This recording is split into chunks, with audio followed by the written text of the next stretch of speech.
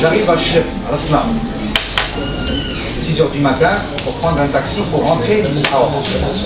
Donc je prends un taxi, donc je suis assis à la première place à côté du chauffeur, fatigué, quelqu'un qui a voyagé toute la nuit, je mets mon foulard, donc je me dis tiens, au moins là, première place, je vais bien dormir pendant le temps d'arriver.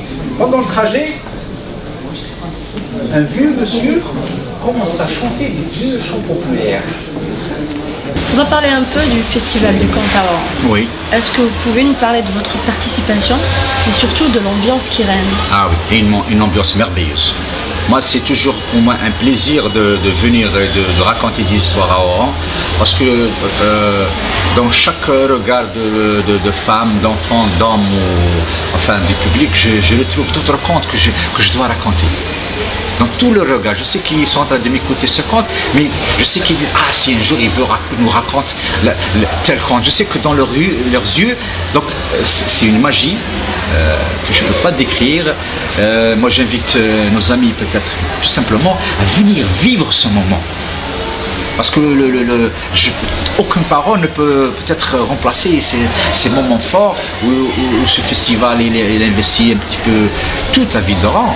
On le trouve dans les hôpitaux, dans les écoles, et là à l'Institut français c'est devenu une tradition la nuit du conte. Chaque année d'ailleurs. Nous sommes à la 7e édition. Oui. Moi pratiquement je l'ai fait toutes les éditions, et ça a été toujours un moment très fort, très fort d'abord pour nous les conteurs, pour moi en tant que conteur d'émotions.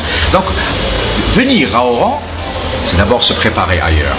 Parce que c'est pas facile aussi d'affronter le public d'Oran. Parce que de voir quelqu'un qui...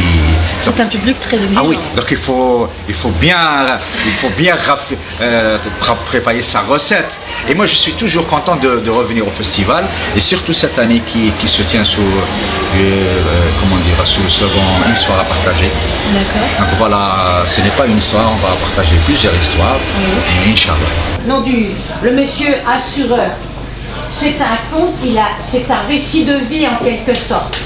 Mais comme Kamel est nourri de contes traditionnels, dans son conte d'aujourd'hui, il y a une fenêtre qui parle. Et il n'y a pas de problème.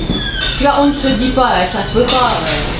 Pour justement que ce chemin-là puisse continuer de se faire, qu'on accepte, sans dire sa propre loi sur la loi de l'autre, qu'il y ait tous ces chemins-là.